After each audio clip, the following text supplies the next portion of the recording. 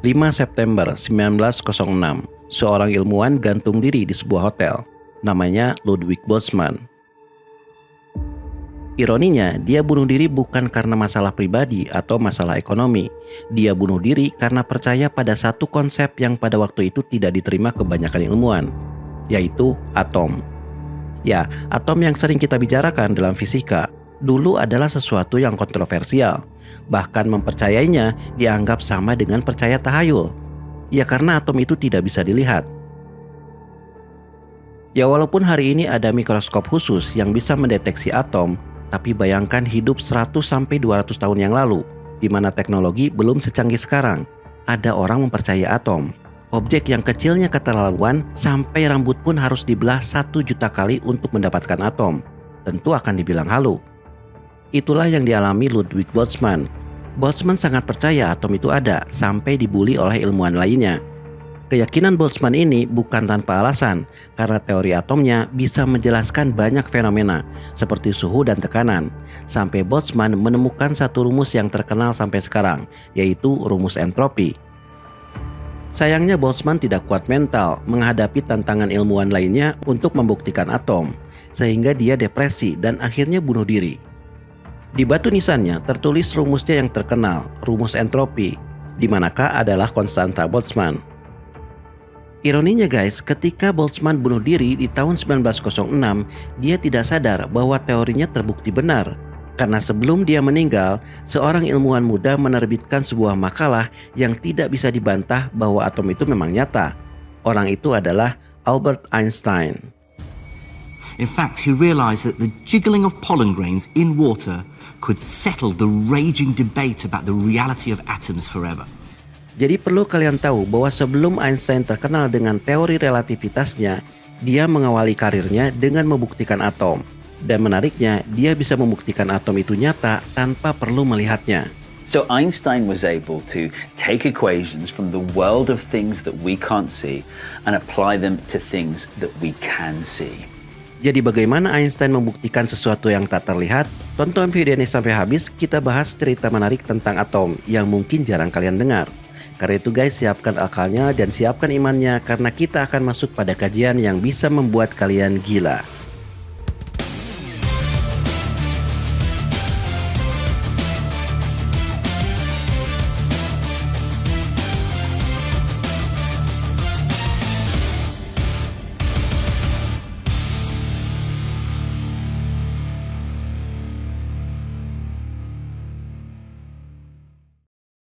Water, earth, fire, air. Sebelum kita bahas tentang atom, mungkin kalian perlu tahu cerita ini, bahwa dulu orang percaya bahwa alam ini tersusun dari 4 elemen, air, tanah, api, dan udara. Ya seperti yang ada di cerita Avatar. Hanya saja dalam versi sebenarnya, ini bukan tentang kesaktian seseorang, tapi ini adalah tentang bagaimana alam semesta ini tersusun. Jadi sekitar 2500 tahun yang lalu, para filsuf Yunani sudah bertanya, dari unsur atau elemen apa alam ini tersusun? Thales berpikir bahwa elemen paling dasar adalah air, karena tidak ada yang bisa hidup tanpa air. Anaximenes berpikir berbeda. Menurutnya elemen paling dasar adalah udara, karena air sendiri menurutnya perasan dari udara. Terbukti air turun dari langit ketika hujan turun.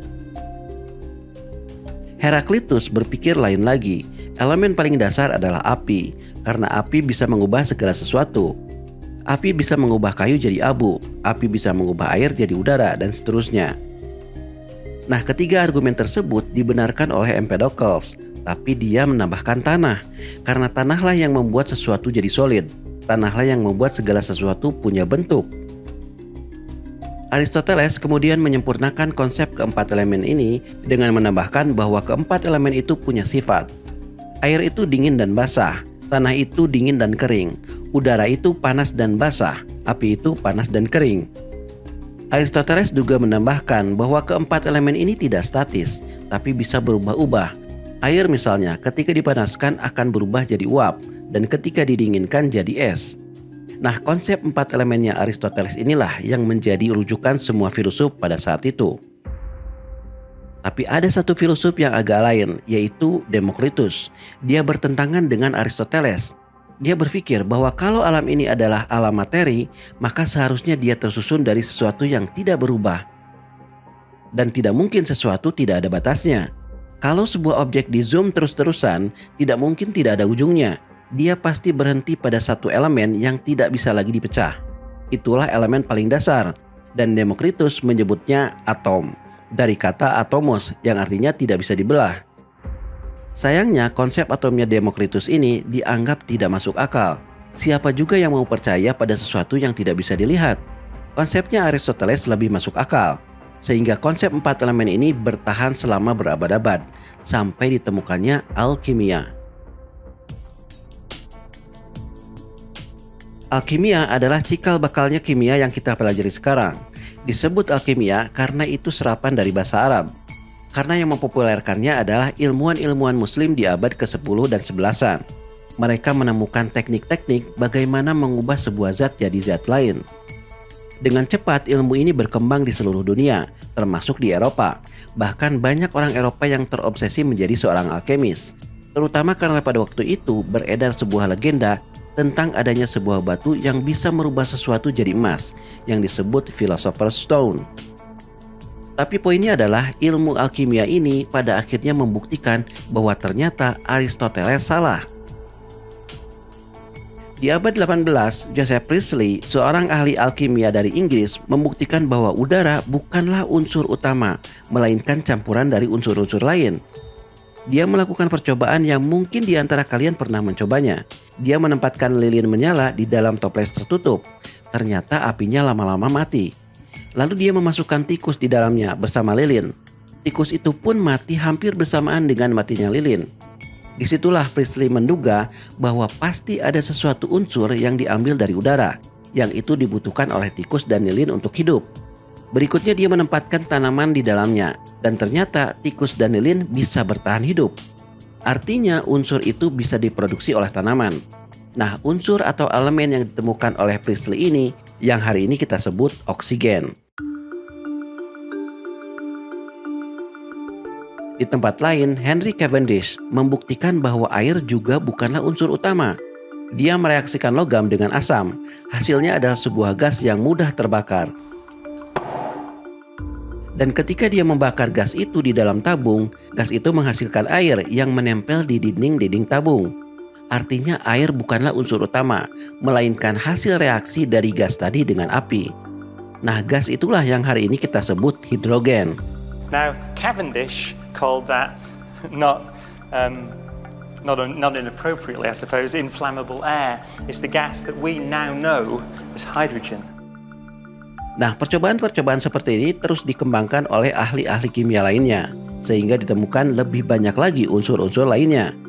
Artinya gugurlah sudah konsep 4 elemennya Aristoteles, tergantikan oleh unsur-unsur ini.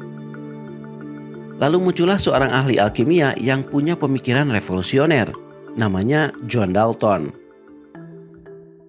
John Dalton di awal abad ke-19 menemukan fakta menarik, bahwa unsur-unsur tadi bisa bergabung membentuk senyawa dengan rasio yang selalu tetap.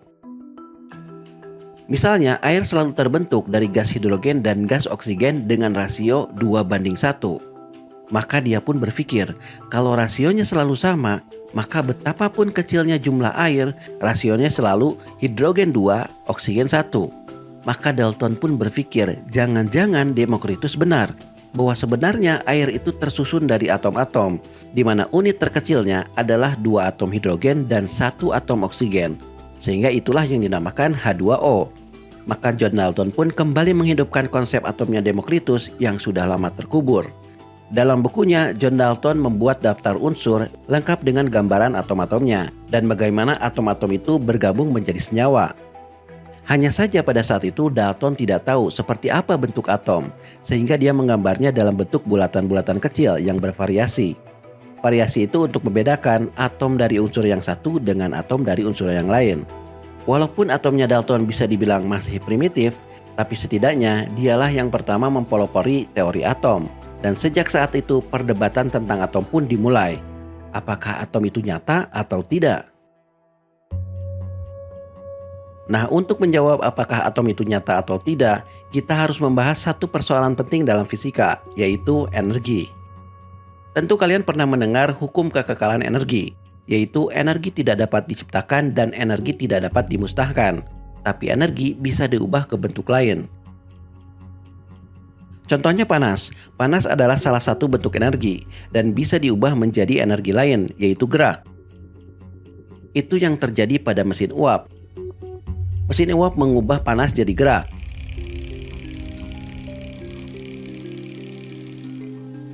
Tapi pada waktu itu ada seorang ilmuwan yang berpikir agak lain, yaitu Ludwig Boltzmann. Boltzmann berpikir tidak mungkin panas begitu saja berubah menjadi gerak, karena gerak hanya bisa dihasilkan dari gerak lainnya. Simpelnya seperti bola biliar. Bola biliar yang diam hanya bisa bergerak kalau dia ditumbuk oleh bola biliar yang lain. Maka Boltzmann pun mengembangkan sebuah teori yang disebut teori kinetik gas, bahwa gas atau udara pada dasarnya adalah kumpulan partikel-partikel kecil yang tak terlihat, dan partikel-partikel ini bergerak secara acak, menumbuk ke sana kemari seperti bola biliar. Nah, kecepatan partikel-partikel ini saling bertumbukan, itulah yang kita rasakan sebagai panas. Semakin kencang partikel-partikelnya bertumbukan, semakin panas yang kita rasakan. Dan karena dia menumbuk lingkungan sekitarnya, maka semakin kencang partikelnya, semakin tinggi tekanannya. Dan ini pun bisa menjawab fenomena dalam mesin uap, atau yang paling gampang dalam mesin kendaraan. Mengapa bensin bisa menggerakkan roda? Karena bensin dibakar di dalam silinder yang menyebabkan udara di dalamnya sangat panas. Dalam kondisi panas itulah partikel-partikel bergerak sangat kencang dan menumbuk dinding silinder dan piston, sehingga piston pun terdorong dan pada akhirnya menggerakkan roda. Jadi sama seperti Dalton, Boltzmann pun berpikir bahwa pasti segala sesuatu tersusun dari atom-atom. Boltzmann understood that all objects, these walls, you, me, the air in this room, are made up of much tinier constituents. Basically, everything we see is an assembly of trillions and trillions of atoms and molecules. Sayangnya, Boltzmann mendapat pertentangan dari fisikawan lainnya, termasuk rekan-rekannya sendiri. Ya karena atom itu tidak bisa dilihat, bagaimana membuktikan sesuatu yang tak terlihat? They argued that no, atoms don't exist. They're names, labels, convenient fictions, calculating devices. They don't really exist. We can't observe them. No one's ever seen one. And for that reason, so Boltzmann's critics said, he was a fantasist. Dan sayangnya lagi, Boltzmann ini punya masalah mental. Dia sangat mudah stres. Bahkan dia mengundurkan diri dari kampus tempatnya mengajar demi menghindari orang-orang yang menentangnya. Beberapa tahun kemudian, Boltzmann pun didiagnosa punya penyakit bipolar, sampai dokternya menyarankan dia berhenti dari aktivitas saintifiknya. Dan pada tahun 1906, Ludwig Boltzmann pun akhirnya bunuh diri karena depresi. Ironinya guys, ketika dia bunuh diri, dia tidak tahu bahwa sebetulnya setahun sebelumnya, seseorang telah berhasil membuktikan atom berdasarkan teorinya. Dan orang itu adalah Albert Einstein. Who did you say? Einstein, the fellow from down. I don't recall any Einstein. He's not a professor, he's a patent clerk. Patent clerk? Di tahun 1905, awalnya Einstein bukan siapa-siapa. Dia hanya seorang karyawan di kantor paten. Tapi tiba-tiba dia dianggap jenius karena menerbitkan 4 makalah fisika sekaligus hanya dalam waktu 1 tahun.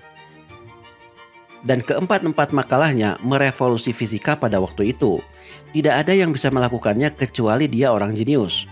Maka di tahun itu pun Einstein mendapat gelar Annus Mirabilis, gelar yang sama yang diberikan kepada Newton, yang artinya tahun keajaiban. I haven't seen anything like this since Newton's Annus Mirabilis. Dr. Lauer, are you honestly comparing Einstein to Sir Isaac Newton? 2 di antara 4 makalahnya mungkin sudah kalian kenal, yaitu tentang teori relativitas khusus dan rumus EMC kuadrat. Tapi ada satu makalahnya yang jarang dikenal, yaitu tentang Brownian motion. Brownian motion inilah yang membuktikan bahwa atom itu ada. Apa itu Brownian motion? Brownian motion adalah gerak acak benda kecil di dalam air. Fenomena ini ditemukan pertama kali oleh Robert Brown di tahun 1827. Robert Brown bukan orang fisika, dia ahli tanaman. Ketika dia menaburkan serbuk sari di atas air dan memperhatikannya menggunakan mikroskop, dia melihat sesuatu yang aneh. Butiran serbuk sari itu bergerak-gerak seolah-olah mereka hidup. Awalnya dia mengira serbuk sari itu memang hidup, tapi setelah diperhatikan, makhluk hidup tidak bergerak seperti itu. Pasti ada sebab lain yang menyebabkannya bergerak. Nah, fenomena aneh ini tidak bisa terjawab selama 80 tahun sampai Einstein membuat makalah ini. Menurut Einstein dalam makalahnya, Brownian motion tidak mungkin terjadi kecuali air itu sendiri adalah partikel-partikel yang lebih kecil dari butiran serbuk sari. Analoginya seperti dalam model berikut. Kapas putih ini bergerak karena dia dikepung oleh bola-bola kecil yang bergetar dan jumlahnya sangat banyak. Atau yang lebih jelas bisa kalian lihat dalam animasi berikut. Nah, kalau bola-bola kecilnya disembunyikan, maka kalian akan melihat seolah-olah bola putihnya bergerak sendiri. Itulah yang terjadi pada serbuk sari. Jadi pada dasarnya Einstein menggunakan teori kinetiknya Boltzmann untuk memecahkan fenomena Brownian motion, sekaligus membuktikan bahwa atom atau molekul itu memang ada. In one staggering insight, Einstein saw that Brownian motion was all about atoms. In fact, he realized that the jiggling of pollen grains in water could settle the raging debate about the reality of atoms forever. Tapi kalian perlu tahu guys, bahwa argumen Einstein ini tidak sekedar asumsi. Dia membuktikannya secara matematis. Bahkan dengan rumusannya, dia bisa menghitung berapa ukuran atom sekaligus berat atomnya. Bagaimana caranya? Disinilah cerdiknya Einstein. Dia menggunakan rumus yang sebetulnya sudah dikenal ilmuwan-ilmuwan sebelumnya, yaitu tentang dinamika fluida. So Einstein was able to take equations from the world of things that we can't see and apply them to things that we can see. Dengan menghitung kekentalan air, temperatur, termasuk seberapa jauh serbuk sarinya bergerak, dia bisa menghitung berapa ukuran dan berat molekul air. Ini sama seperti kalian menghitung berat pinguin dengan menghitung seberapa jauh bongkahan esnya bergerak ketika pinguin itu meluncur. Walaupun argumennya Einstein pada saat itu sebatas teori, tapi pada tahun 1908, teori Einstein ini terbukti lewat eksperimen oleh Jean Perrin, yang membuat Jean Perrin mendapatkan hadiah Nobel, dan konsep atom pun akhirnya diterima. Yaitulah sedikit cerita tentang atom guys. Tentu ceritanya akan lebih panjang kalau kita masuk ke struktur atomnya, di mana di dalamnya ada elektron, proton, dan neutron. Tapi setidaknya dari konten ini, kalian tahu dari mana konsep atom itu muncul dan bagaimana konsep atom itu akhirnya diterima. Pelajarannya adalah, tidak selamanya sebuah akibat ditimbulkan oleh sebab yang terlihat, tapi akibat bisa ditimbulkan oleh sebab yang tak terlihat.